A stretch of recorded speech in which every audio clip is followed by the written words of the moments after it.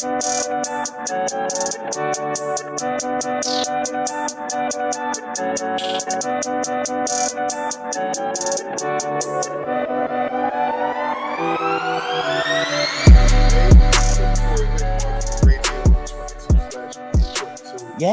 Town.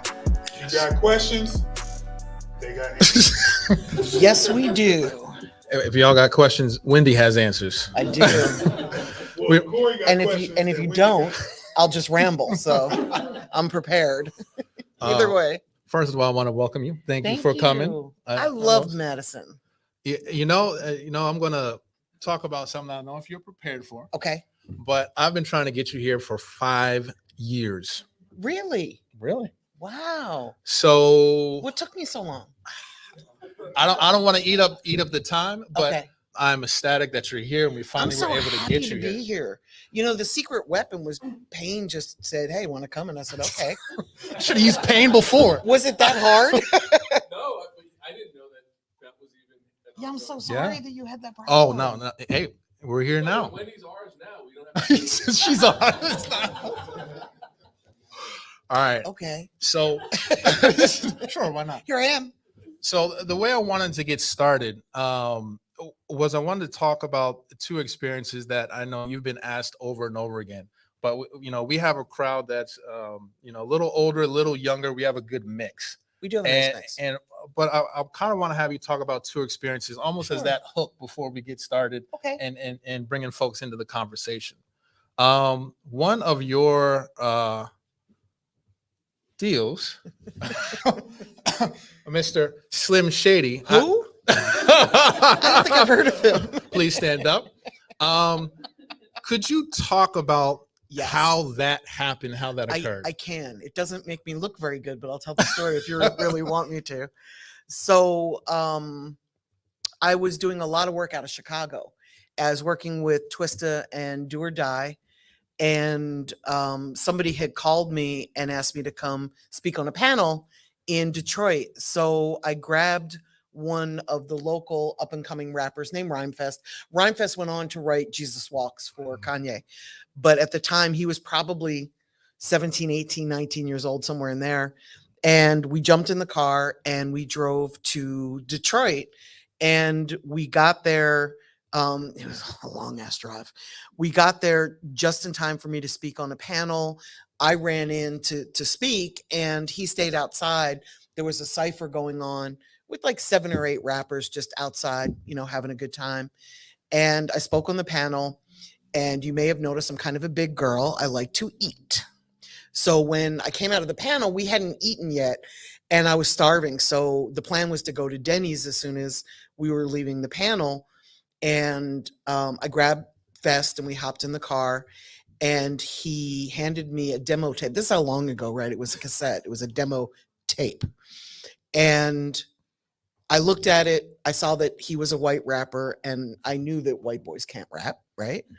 So I threw it on the floor of the car and off we're going to Denny's. And he did this.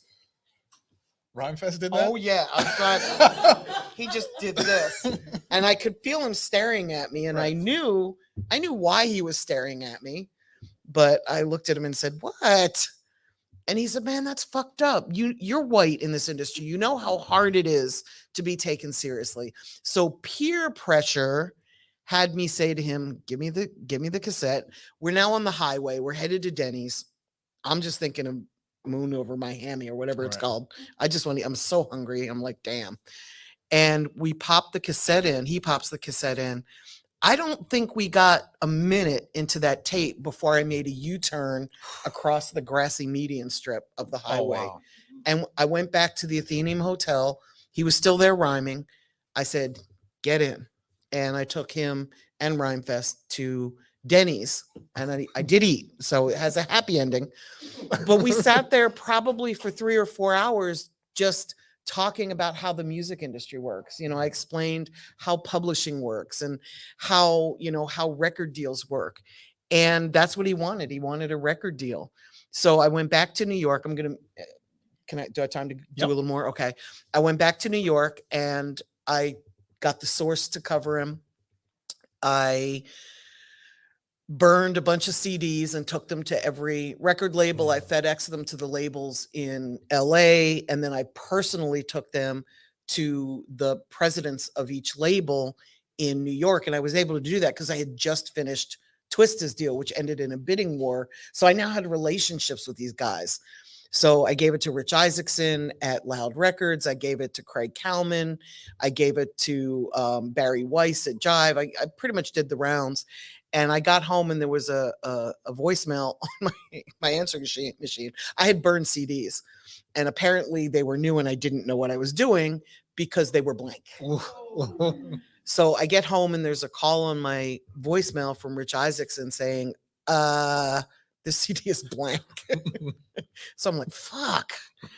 So I reburned CDs and took them back out a couple days later, made the circuit again, and I could not find him a record deal, and I got really frustrated. You realize this also means that Rich Isaacson is the only one that listened to the CD, because he's the only one that called me to say the CD was blank, right? Right. So that did not go unnoticed. So I couldn't get him a deal for the same reason that I had attitude. This is going back in time. This is 1996. So Milli Vanilli had just been stripped of their Grammy or whatever it was they had won. And it was not a very easy time for white rappers. The most successful rapper was Vanilla Ice, who was not seen as legitimate by record labels or the community, the hip hop community or the black community or any community. But he was making money. He just wasn't legitimate, and that mattered back then. So the labels were very afraid to put money into this white kid out of Detroit called Eminem. So I did an event called Rap Olympics in LA. And I really did Rap Olympics because things were kind of getting away from lyrical content, and it was going towards more street rap and more pop the bottles, flossy rap, pop the bottle champagne, bitches in the club, that kind of shit. And it was getting away from lyrics. So I did Rap Olympics to bring attention to lyrics, but also to bring attention to Eminem, and it worked. Rap Olympics was a battle between teams. I had only ever seen battles between individual rappers. So I thought it would be cool if everybody had a team, like KRS-One had a team, Wu-Tang had a team, I had a team, Project Blowed had a team, like all the different crews in hip hop had a team. And I thought it would be cool for like teams of 5 people to battle instead of just one person at a time. It made it a little more challenging and a little more interesting. And that was a lot of fun. My team did not win. Project Blowed won. And my team they were amazing. My team came in, it would have been weird if like my event, my team won. So in hindsight, I'm kind of glad that happened. But the prize for the winning team was bootleg Rolexes, fake Rolexes, which were very popular at the time. And the second prize was to go on the Wake Up Show with Sway and Tech. And it gave Eminem the opportunity to be heard by the entire LA listening audience, one of which was Dr. Dre, and he was driving down the highway. You're going to recognize this story. And he made a U-turn on the 405 to go back to the station. And he walked in and he's like, who was just rapping? Who's the one that was like, da-da, da-da, da-da, and they're like, oh, him. And he's like, wait, the white boy? And it was kind of the same story that I just told you that I did, like, across the highway. So the thing about Eminem is he makes you do U-turns on the highway. Yeah. Crazy, right? Put that in the notes, right? Yeah, absolutely. So there's one more story that I would love for you to share. And from what I've heard, this may be one of your favorite signings or contract negotiations. I'm not sure if that's still the case. It's not my favorite. Oh, it was the best deal I ever did. My favorite's David Banner, because David Banner was just, I mean, he still is. I don't want to talk about him like he's dead. But David was such an amazing, and I'm going to tell you this story. Yes. I'm just going to prelude it with Banner. David Banner was in a bad contract, and he hitchhiked to New York City from Baton Rouge, Louisiana, with just wearing overalls and a straw hat, and he had a pistol. Wow. Yeah. And he showed up on my doorstep, which was very unnerving. It was either like a gift from God, like who is this gorgeous man on my doorstep, or it was like, who did I piss off? It was one or the other. I'm not sure. But I enjoyed doing his deal because I was invested in him as a human being. We think a lot alike. He does a lot for Black culture, which I care about. Cash Money does not do a lot for Black culture. But Banner was like a personal friend that I got to negotiate a deal for, you know. The Cash Money deal was kind of amazing.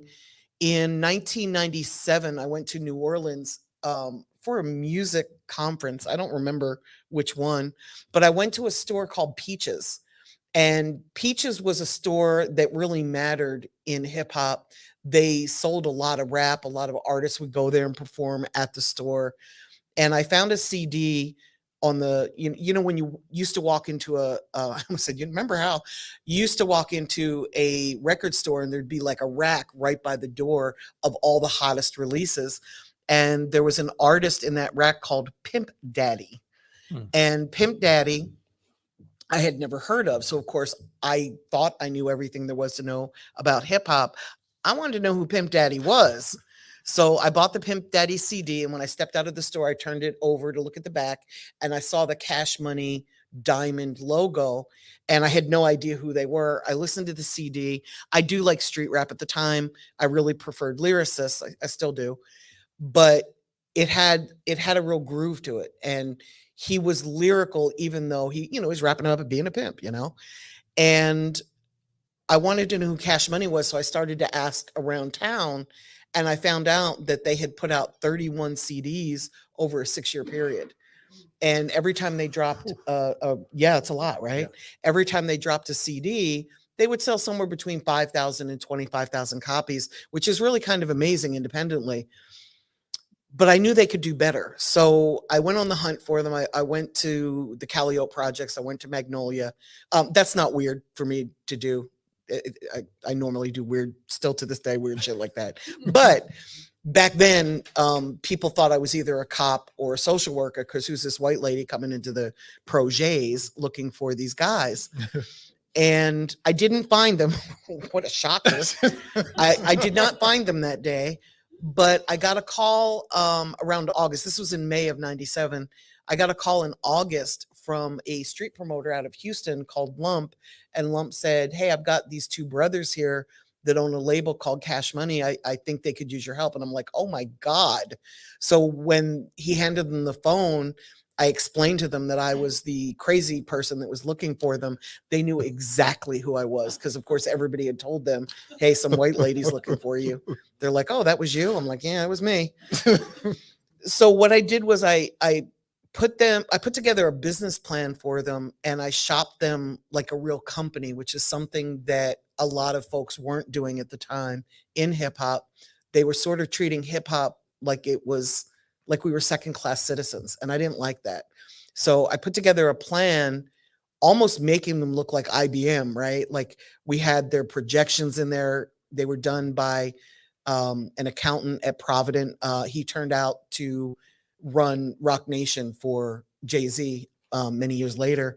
But we put together this plan that made them look larger than life. And I went to New Orleans. I rented office space for them, furnished office space for them, and turned them into a real company. And then when the labels all passed because they just didn't really understand Southern rap, we decided to, meaning my lawyer and myself, decided to grow their target market a little bit. And where they were only selling in really Houston and Louisiana, we stretched it out to a 7-state area, which is something, if you've ever heard me speak, I talk about this a lot, about going regional instead of just locally. And my lawyer was also the lawyer for 3 6 Mafia. So he made a call to Juicy J and said, hey, you guys are about to go out on tour. Can the Cash Money guys come with you? And Cash Money were popping. So that wasn't really asking for that big of a favor. It was sort of just linking people together that could benefit each other. And I had relationships from working Do or Die and Twista out of the Midwest. So I was able to use all my connections in the Midwest. So when we dropped the next album, we did 75,000 copies the first week. And when the labels saw that, they're like, wait a minute, these guys are really growing, like they got something going on. First of all, they look like a real company. And oh, by the way, their sales just went from Chopper City in the Ghetto, which had sold 25,000 units, to 75,000 units on the next release. And it was kind of a no-brainer. And it became this incredible bidding war. And really the reason that it did so well as a deal is because they let me say no for 9 months. So because they were like, our first offer was 75,012 points. It was Penalty Records out of New York, just for juvenile. And I'm like, no, we can do so much better. And the guys trusted my judgment. And I'm really thankful for that, because they ended up getting a $30 million deal. It was an 80-20 split, so much for 12 points, right? It was an 80-20 split. And to put that into comparison, the first offer was 12 points. They ended up with 80 points. So you can kind of see that's a better deal. They got to own their masters. They got to own all their publishing. And they had $3 million advances for, it was a 3-year deal. They had $3 million advances for 3 years, and then a line of credit for, up to 10 million each year that they wanted to spend. So it was an amazing deal. I'm most proud of that deal, but it wasn't my favorite deal to do. I really preferred David Banner's deal. Banner had been in a really messed up contract with, ironically, Penalty Records. Yeah, that was a 360, right? In terms of like karma coming around. He was in a really messed up situation with them. So he was afraid to get into another deal. So I convinced Universal to sign him, but then let him put out independent releases, even though he was signed to Universal Records. And I really got that, again, here comes 3 6 Mafia. I really got that from 3 6 Mafia, because even though they were signed to Sony, they were putting out independent records illegally that Sony never found out about. But I thought it would be really cool to do the exact same thing, but to have it be contractually agreed upon, instead of doing some slick shit behind somebody's back that would get somebody really angry at a label. I thought it would be really cool to take less money up front, but have the opportunity to put out independent mixtapes, if you will, albums. And to me, that was a much better deal than Cash Money. And I got paid. I had to sue Cash Money to get paid. Well, it's great how this relates and you've highlighted in this presenting Cash Money as a business, as a company. Yes. I heard you say that in the panel earlier, and I perked up immediately, because nobody really looks at hip hop as a business. And that's really what it is. You're a brand. It's a business, and you have to really take it seriously. Yes. So this is the third part of our Level Up series. Yes. And what we've done is we've tried to split it up into a creative portion, a marketing portion, and a business portion. Okay. Good thing I wear the money shirt. Right. I feel your experience interconnects with all of it. three, though. Yeah. So what I'd like to take the audience through is some of the things that were brought up in some of the previous ones, and have you comment on Oh, it. great. And Okay. then move up to the business. I love and that. Pick your brain for that. Let's do it. I'm here as All long right. as you need me. All right. So we move through Cash Money. So That's a great picture, by the way. Happier days hey, for all of them. Google's great. Google's amazing. All right. One of the things That's that my I've favorite heard, phrase. one of these things that I've heard over and over again. Stalker. Okay, I'll tell you this. If you even try to attempt to get through all the stuff online on Wendy Day, You'll have a you'll twitch. never make it. Yeah. It's too much. I felt bad that I was barely able to get through a lot. But there's some great interviews. Thank you. There's a great book out that people can There's get. an awesome So Wait, are you talking about my book or the yeah, I'm one? talking Okay. about your book. Okay, there's a better, even better book. There's a new one. Yes, I not a missed new the new one. No. Well, We'll get to that. Okay. So moving forward, this is something that came up over and over and over again, and I found it unique because there's all these different ideas on failure, failing. Is that a thing? Everyone has different perspectives on it, but you always said fail fast, which for someone like myself that was into music, I felt like I was trying to avoid the failure. No, that's how you in many learn. cases. Yeah. But listening to this, can you explain that? I will. I fail all the time. The great thing about failure is it means you tried something, and you tried something new and different. And that's how you discover new shit that works, is by trying, right? If you stay in the same lane doing the same thing over and over, you may not ever break out of that lane. So I want everybody in here to fail. I just want you to do it faster. Right. I don't want you to spend 3 years doing something and then you fail and it doesn't work. I'd rather you spend 3 days or 3 weeks and it doesn't work and then you move on, right? And I love that you brought. I should really get that made into t-shirts, because when you look at the tech world, especially, they fail fast. Like, tech is the turnover is so quick. They have the opportunity to strengthen and make products better. And for me anyway, the way that I run my company is we try something. If it works, we do more of it. If it doesn't, we stop doing it. It's really that simple. It's really that simple. All right. Let's move What into else you got? Let's move into the creative side. Okay. YouTube Beats. Why must I bring this up? Yeah. As a studio owner, I would say 50% of my clientele are using beats from YouTube. I know they are. I've tried to have this conversation with them, Yes. but I don't hold quite as much weight as you Yeah. do. So I'm hoping that you can come in and really set this straight for Happily. them, please. Happily. And then I can just replay Yes. it at the studio. Okay. So I know it's easy to sit at home and you want to make music and you want to rap to a beat. And I realize that you can go to a little place called YouTube and find beats. I realize that. I realize how easy it is.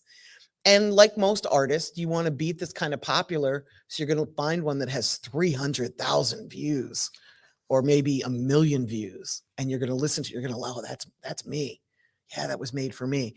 And then you rap over it and it becomes your best song ever. But you can't put it out because you don't own the beat.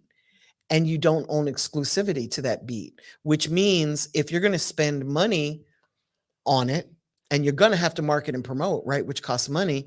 If you spend money on that beat and somebody else comes along and has that same beat, not only are you going to get pulled down because you don't have the rights to use it, but whoever is the bigger artist, it's going to look like it's their beat, you know? So if, I don't know, pick an artist comes out on a beat that sounds like that, you've now spent money on a beat that has no value to you because it looks like you bit whoever is bigger than you. Right.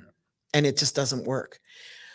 So I thought, well, if they're going to use YouTube beats and I can't clear them because I can't get exclusivity because there's other artists that have already rapped on that beat, I'll just go in the studio and get a producer to make a beat that's similar, not the same, but similar. The problem with that is it never works. You listen to the original beat so many times and your ears become accustomed to it that when you try to change that beat onto the song, it never sounds right. It never sounds right to you. And you want to talk about losing motivation is to put out a song that doesn't sound right to you. Right. You're never going to love it. If you have to perform it 100 times in a week, you're going to hate it. It just doesn't work. So the best way really to get production is to form a relationship with producers, people that can actually make beats for you because of your vibe or your style, or go through their beats on their hard drive and find something that is exclusive, that is unique, and get the proper paperwork done. It's really not that hard. It just means you have to leave your house. Right. I'm sorry. I'm sorry. We'll say there's multiple producers here as I'm looking in this direction. We got 2 right over here. We have another producer here. We're getting there. We got another producer here. I'm just saying, they're all around you for those. They're artists that are everywhere. here. They're not They're hard to everywhere. find. No. They're really not. And you know what? They're usually really nice people. Most producers aren't extroverts, so you might have to go out of your way a little bit to talk to them, but it's worth it. Yeah. And they understand, especially guys that are doing this professionally, they understand what beats work and what beats don't work. Yeah. And they might even be able to give you some pointers on the lyrics that you're dropping. Like, man, that didn't sound right. You know, you're rapping too fast, the beat's slower. You're rapping too slow, the beat's faster. They can be of service to you. They can really help you make an amazing song. And that's kind of the goal. Speaking of being of service, well, that's just a great segue into this next one. It's like I knew. Role of the engineer. We had some incredible engineers come to our first session. And let's take, for instance, someone that had the money that was saying, hey, I want to come to you to have you take over and do our marketing and That's everything. a lot of money. That is a lot of money, but they found it somehow. Okay. What are the things that they're going to need from their engineer beyond just the finished song? Are there other things that you're hoping that engineer would provide that artist for you to be able to do your job? Absolutely. First of all, there's 8 different formats of the song that I'm going to need to do my job, especially if I'm going to give that song out to DJs, like club DJs, or, you know, God forbid, go to radio with it. If it's a song that's really reacting, and radio you do last, it's not something you do first because it's really expensive. And most songs don't really fit at radio. But if you fuck around to make a hit record and you have to go to radio, you better have the instrumental, you better have the acapella, you better have, the song has to be mixed and mastered. One of the things that I always ask artists to do is take 2 songs that are huge, and it could be like Jay-Z and Beyonce, right? It doesn't have to be them, but take 2 songs that are commercially viable, that you know are hit records, and put your song in the middle, and then play all 3 songs in a row. And if your song doesn't sound as clear and clean and tight and professional as theirs, you've got a problem, because that's your competition. You're not competing with other artists locally here. You're competing with international superstars. So your music has to sound as good as theirs does. 100. Thank you. Was that the answer you were looking for? That was. I have 2 bits of video that So I I have can a just bunch of play gold back. stars. Okay, Yeah, good. yeah, I can play this I back. like this. You realize you could have just called me. But hey, After I wasn't able to get you here, I was a little disillusioned there. okay, Thank you, There we Pay go. One. I appreciate There it. All right, let's move into marketing. okay. My You favorite had a topic. video talking about a marketing plan, Mhm. and I believe these are the 4 things that you outlined: advertising, promotion, Mhm. social media, and tools. Can you explain, and shouts out to Chill, who was starting to get into a little bit of the differences, Yes, but can you explain the differences between the 4 and absolutely. why they would need those things? Okay, so advertising is when you're buying digital ads or banner ads or influencer marketing. Influencer marketing is where somebody that has a following would larger following than you. So we use influencers on TikTok and Instagram. So if somebody has, say, 50,000 to 100,000 followers, and we want to reach their fan base, we would pay them to either do some sort of a skit if they're a comedian with the song.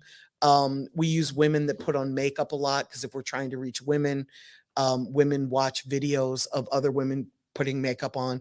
I beyond me, but it works.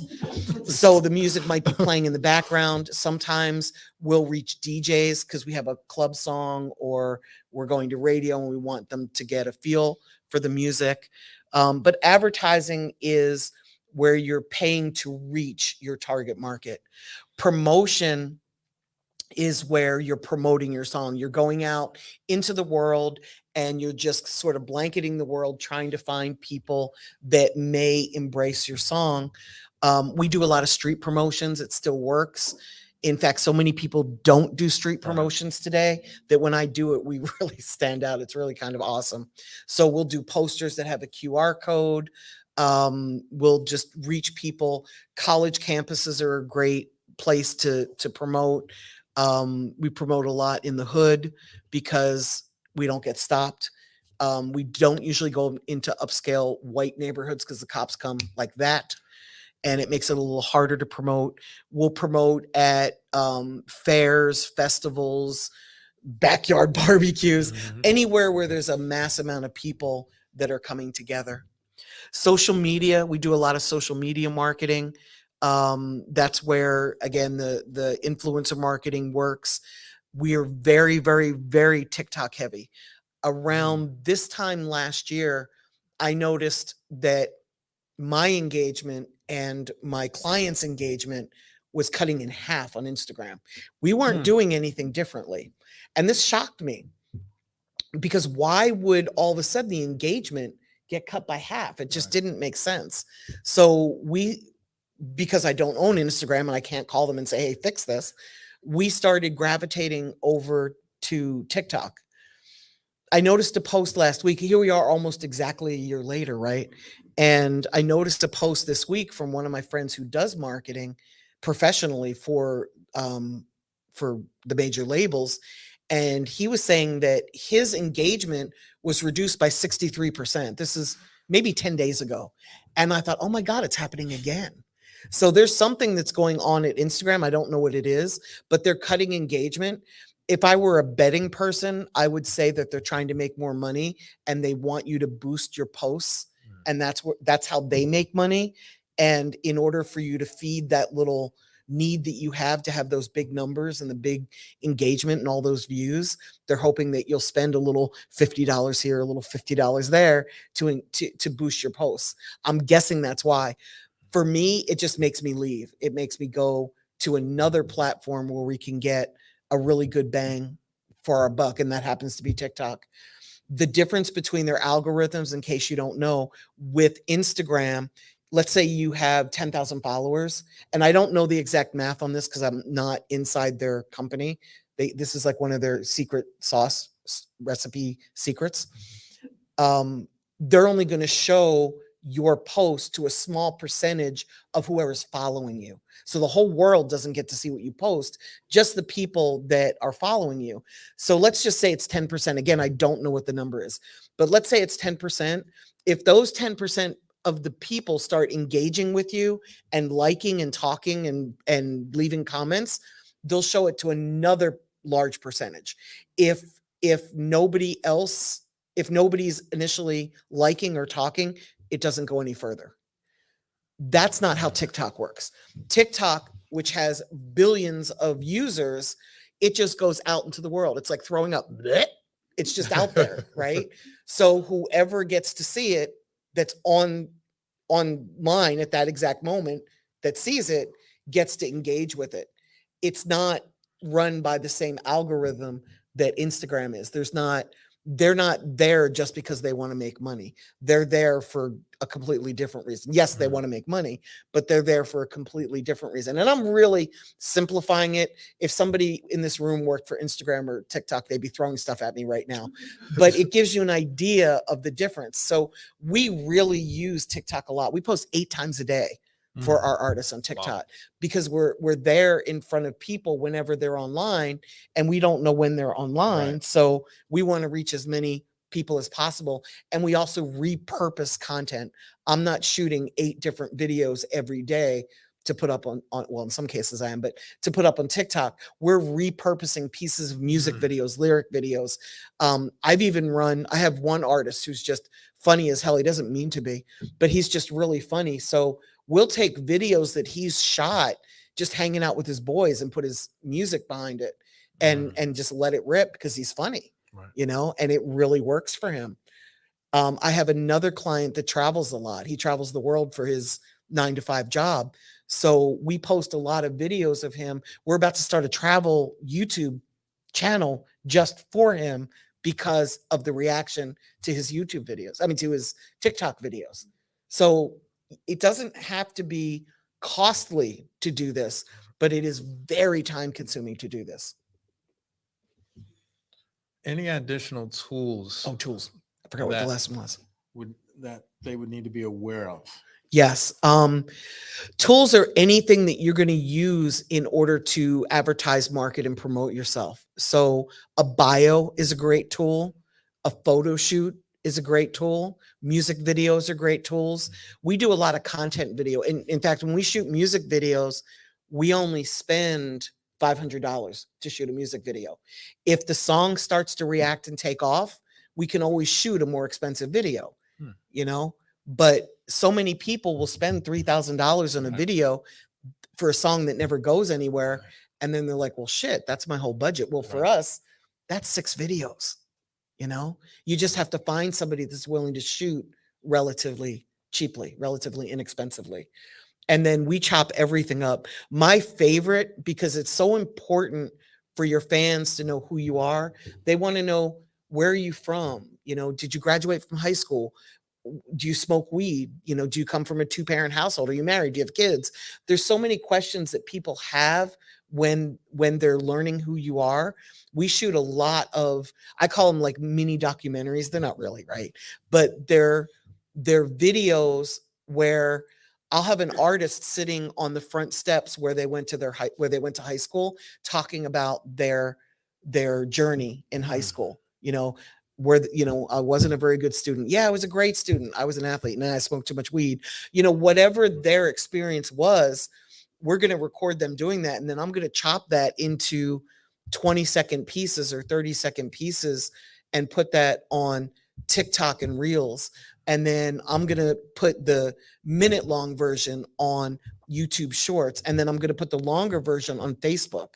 So everything that we're shooting has a home, but we're repurposing that video so that we're not shooting 30 different videos. We're shooting one and chopping it up into 30 different pieces. There goes your marketing plan. There goes your marketing plan. And then folks. do it in a regional area. Don't just do Madison, Wisconsin. Like, do all of Wisconsin, do all of Illinois, do all of Missouri. Let's see if I know the map. Do all of Indiana. What I do is, I'm in Atlanta, right? So for my clients that are in Atlanta, I'll drop a pin in a map and I'll draw a circle around the area, and it's a 5-hour driving radius. And the reason that I do that is because if you have a show on a Friday night in the westernmost area, and then you have a show on Saturday night in the easternmost area of your target market, you can drive that. You can hop in a car, you can hop in a van, you can get there. If you're doing the entire United States and you've got a show in Miami on a Friday night and you've got a show in Seattle on a Saturday night, you're flying every motherfucker from one show to another. And now it's costing you money. So start in a regional area. Another thing that we do, I want to give you stuff that you can go home and use today, right? Another thing that we do is when we're figuring out what songs to drop, we do this like right away when we're getting ready to drop music. We'll shoot 5 videos, usually on an iPhone, of the artist in the studio or even driving a car, just rapping along to the lyrics. And we'll drop like a 1.5 or 2-minute videos. Each video is the same. What I don't want is a great video, because I'm going to test them. I'm going to spend $500. I'm going to run digital ads on Instagram, sometimes Google, but mostly Instagram. And I'm going to see, of those 5 songs, which one reacted better. Remember, the video's the same. So people are reacting to the song, not the video. That's why I keep them really basic. Sometimes I shoot them in black and white just so they're not too boring. But I want to see the reaction. So after 2 weeks, I'm pulling up the results and I'm seeing how many people watched it for 25% of the time. How many watched it for 50%? Okay, here's the stuff I care about. How many sat through 75%? How many made it all the way to the end? So that's going to tell me, out of the 5 songs, which 1 or 2 I'm going to put the biggest portion of my budget behind. I'm still going to work all 5 songs, but I'm going to put 60 or 70% of the budget behind the one that did the best, or the 2 that did the best. And then the remaining budget behind the others, because I already know how they're going to, and that hasn't, I've been doing that for 4 years now. It hasn't been wrong yet. I keep hoping, like, for that one time when the one that did the worst is the biggest, it hasn't happened yet. So we're able to go into this knowing which song is going to be our biggest song. Sometimes I drop the biggest song first. If the artist isn't very experienced and I'm using a new distributor, I won't drop the biggest song first, because I want to get the kinks out. So I might drop it second or third, because I want to make sure that the distributor is getting the song up on the right page, and is it hitting all the platforms on the day it is supposed to release. I want to make sure it's working well before I start spending money. And then when we have a song that's reacting, we just go balls to the wall and we just keep putting money behind it until it starts to peak and then come down.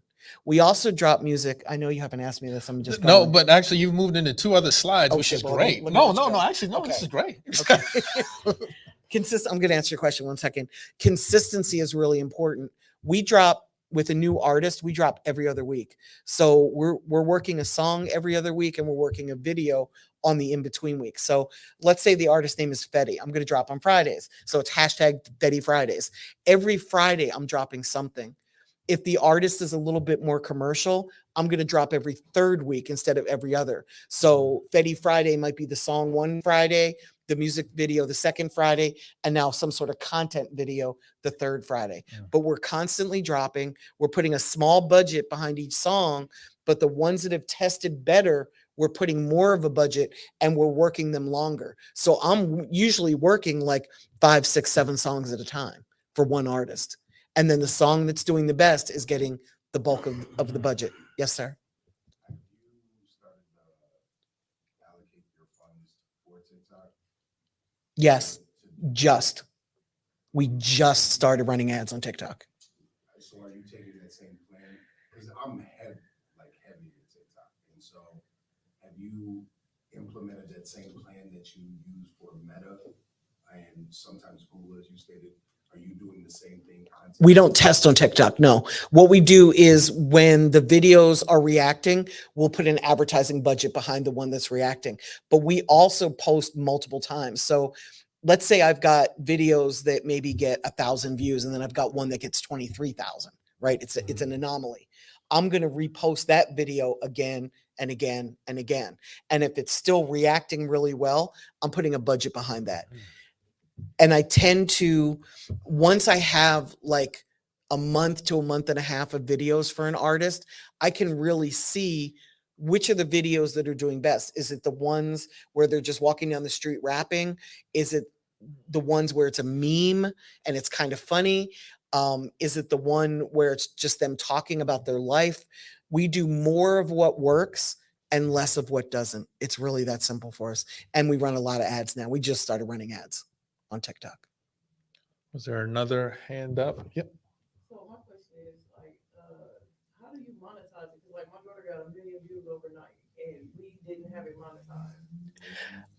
For TikTok, for artists, it drives it to Spotify and to Apple. So we're monetizing not through TikTok. Well, our distributors putting the music up. So the music is monetizing, but it's not, the money really isn't shit. Where it monetizes is it's building the artist's brand and it's driving people to Spotify and Apple. More Apple than Spotify for some reason from TikTok. I don't know why. Sounds like a lot of the A/B tests you're doing is to optimize for engagement. Do you Yes. optimize for other metrics, or is it strictly focusing on engagement? I'm focusing a lot on engagement, but when we're running ads, we're running ads to drive people to merch, to buy merch, or to YouTube videos to get them to, hit that subscribe button. We have specific targets that we target so that we can measure. And I'm kind of like you. I don't measure a lot. You and I were talking over here about measurement. You're like, if one person responds, I'm happy. I'm kind of like that. But my digital ad guy is so not like that. He can, oh my God, it's the most amazing thing. But I'm like, ooh, and he's like, didn't work. I'm like, for me, it's like, I want to see the engagement. I want to see if I'm driving people to YouTube and we go from 179 subscribers to 279. I think that's awesome. His job is to figure out, yeah, okay, Wendy, that's awesome. But you know what did better? Instagram did better driving people than TikTok or whatever. That's his job. And he does all the analytics and then comes back and says, this is working better than this. Again, we do more of what works and less of what doesn't. Yep. Right. I do want to But give we always have a reason. Like there's always something to measure. I don't just advertise to advertise. I do want to give a shout out to Shah because he did sit down in our second one and talk about TikTok specifically. I love that. I know. Yes. TikTok loves Well, I you're do something. charismatic. I get it. I see why. I totally get it. So we had already talked about testing songs in the Yes. market, which was You great. test on TikTok? I'm not an artist, but I test motivational speeches. I do a lot of motivational speaking. So I test Really? content on that. Mhm. And then what I'll do is like I had one, I was just feeling myself, did it in the shower, just in my head. You had your camera in the shower? We'll have a conversation off camera. Right. I felt like an artist at the moment. Like I was feeling something. Yeah. And I Did was it. in the shower and I did it. And it went well. So what I did is just like if artists would take their song, the way you were describing your song, Yes. I took that audio, and I know the audio works because it didn't matter I was in the shower, and now I'm putting it with other things. Oh, I that's love brilliant. And as I get more content in my fighters training and my students training, I can now put the motivational speaking with it. Yeah. Brilliant. I'm putting it out there myself. I don't care if people like my face, if they're reacting to the words, if they're sharing those videos. Now I know I can put it with any content. Right. Of someone training. So the same way. Oh, that's brilliant. The way you're describing music is what I do with my motivational speeches, and I text Repurpose it. The Yep. plan you talked about is literally what we just Yep. talked about. I love it. I'm sorry to bore you guys. Just a while ago. So it's like, oh my God. I love that. I love that. Yes. Yeah. I'm gonna do all my videos in the shower now. I love that. I love on TikTok, and I'm sure you've seen this. There's so many people that will take what somebody else is saying and they'll mouth along to it, Mhm. and they'll nail it. And I love that because I'm thinking about now the one that worked for you. I'm thinking about taking that and mouthing along to it and putting it on my TikTok. I think that'd be really cool, and it would drive like my world to your world. That'd be really cool. All right. Shout out before we get here. I do want to shout out Ted Park because he had talked about this Yeah. in the previous one too, as far as testing your songs in the market. So we appreciate having him. Yes. Yes. I think if I put Yeah. Wendy Day in 150,000 or I'm known for that. 250,000, I think you'll populate at least the first 2 pages of Google. I think so too. And it always makes motherfuckers cry. It does. So let's get Yeah. into why it says yes, 150,000. So everybody, my whole career, I'm 30 years in. This is my 30th year. And the one question that everybody wants to know is, Wendy, I have $10,000. What should I do with it? Wendy, I have $20,000. What should I do with it? And it's so hard for me to answer that question because I know in my heart that it's not enough. It's not enough to win. And what I really want to say is don't spend it, go invest it somewhere and let it grow. And, whether that's real estate or wherever, you can't start a business, especially in the music business, on 10 or 20 grand. And you can buy some attention. You can certainly get some eyes on you, but it won't lead to anything. And when you really study this and you learn that it's much better to take what you have and put a business plan or a marketing plan together and use that money to go find investors so that you can actually succeed. I always make the analogy of a restaurant because we all kind of get this. If you don't have the money to open a restaurant, you're not just going to go and rent a building and then put an open sign and you can't afford to buy the food. And somebody comes in and says, can I get a hamburger? And you tell them, I'm sorry, we have no food. You wouldn't do that. But in the music business, for some reason, we do that all the time. And it's so heartbreaking to me because people lose more money in this business, I think, than most businesses. And the effect of it is they think they're not good enough. And it's not that they weren't good enough to win. It's that they didn't have the proper funding to win. And I know so many people, especially my age, that came up with me and they started out rapping and they didn't succeed. They're doing whatever job now. They're happy and it's not a problem. Life takes you on you pivot, right? Life takes you on whatever journey you're supposed to be on. But what's heartbreaking to me is that somebody would think that they weren't talented enough to succeed when in reality, they just didn't have the marketing and promotion that they needed to succeed. For me, I can only speak for me. There'll be somebody in this room that has $30,000 and will go and become a superstar. And please, I love when that happens. But for me, if somebody comes to me and they don't have a minimum of $150,000 to spend on marketing and promotion, I turn them away. Even if they came to me and said, Wendy, I have 130, I would say, I'm sorry, I can't help you, because I know what it takes for me to do this. And I know, and it's not, you're not even going to spend 150, you're going to spend way more. That 150 is just new money. So as the money starts coming back into the company for monetizing the music, you're going to end up spending somewhere close to $1 million before you're a star. But the reality, maybe even more, but the reality is you have to find your market, you have to target that market, and you have to bring that market into your movement. There is a time, there's an expiration date on music. The fans are 13 to 26 years old that are spending money. So if you're a 35-year-old rapper, you can still rap. I'm not saying you can't, but a 13 to 26-year-old is probably not going to want to hear what you have to say, because you're in a different place in life and you kind of look like their dad, you know? So it's just a little bit different.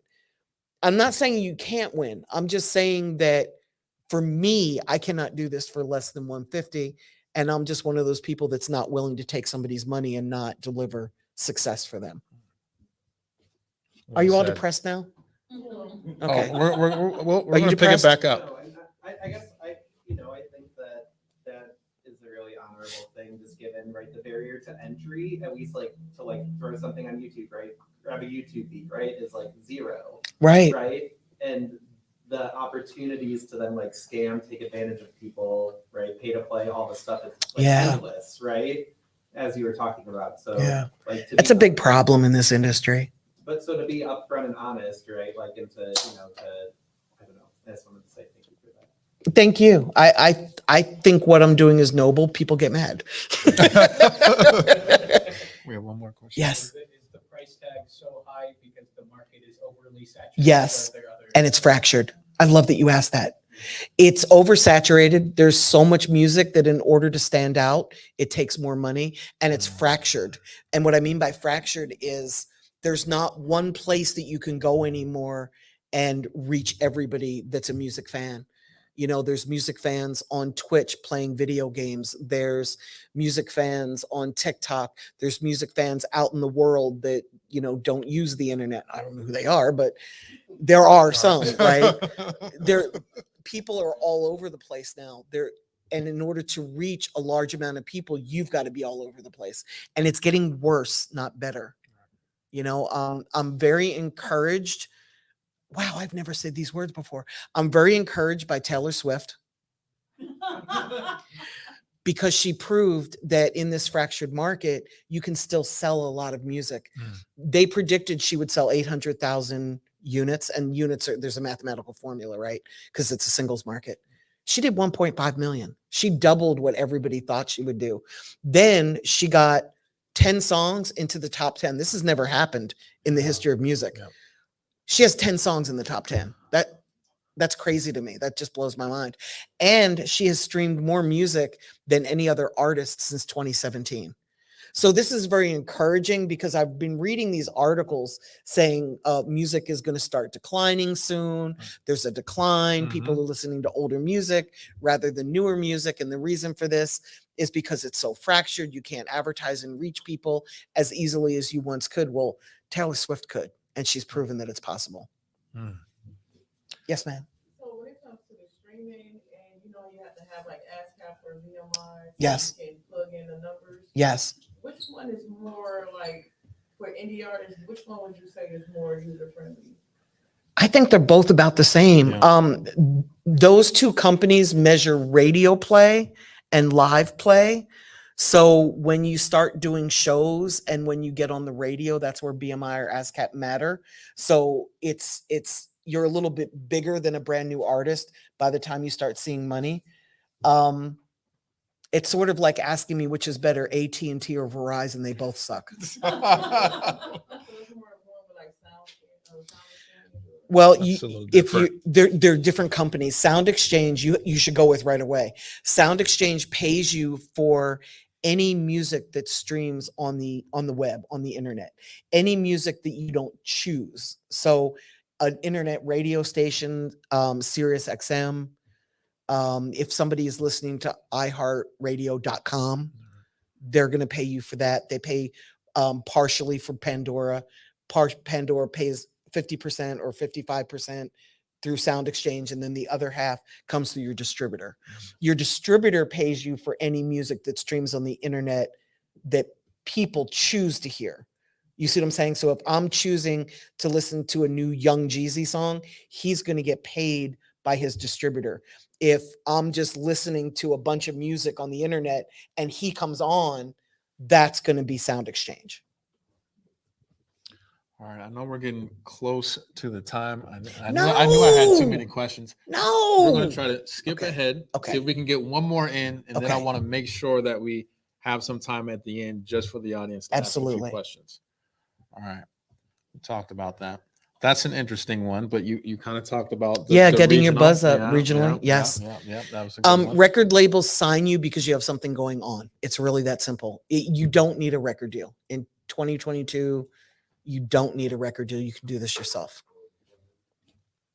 Interesting question. Oh. As you just said that. 360 deals for- are still in existence. Okay. Yeah. So so I feel we've come at it two different ways for those that are independent, that are trying to Mhm. start their own LLC, possibly look for an investment of money and Right. possibly try to pay for it themselves. But for Right. those that are saying, hey, I don't have that infrastructure, Right. I'm not good at the social media thing and the posting and all those things, and I really do need someone to be able to Some come help. in and Yes. do that. Yes. Um, Or I can't find an investor, so I Right. have to depend on a record deal. So in 2022, with the changing in record deals and the 360 kind of coming about in the 2000s, what does a record deal look like? What should be the expectation if a person is buzzing regionally and buzzing online? What was that record deal look like for them? The record deal, they've gotten shorter, so they could be anywhere from 3 to 5 years. There's still a component of 360 in them, meaning you're going to pay for ancillary income. You're going to pay them when you get shows, if somebody puts you in a movie and you're acting in a movie. If you have a book that comes out about you, or you write a book, they're going to want a percentage of that. The labels feel like they're building your brand. They should profit off your brand. It's really that simple. You can get deals that don't include any of that.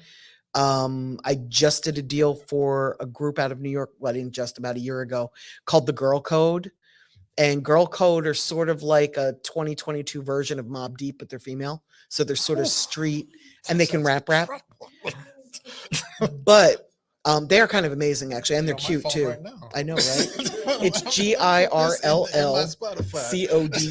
GIRLLCODEE. Girl Code. 2 L's, 2 E's. The great thing about them, they're signed to 300. The great thing about them is they could not find an investor.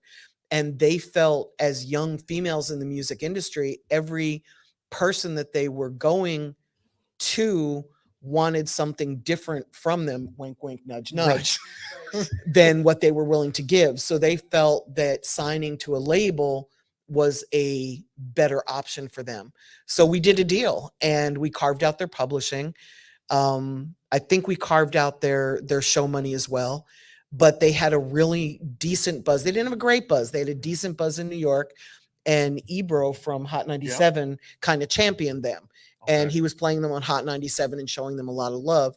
So that carries weight with labels too, when you've got somebody that's in like a gatekeeper that's opening the gate for you. That labels look at that. Wonderful. Yes. Thank you so much. My pleasure. Let's clap it up for Wendy Day.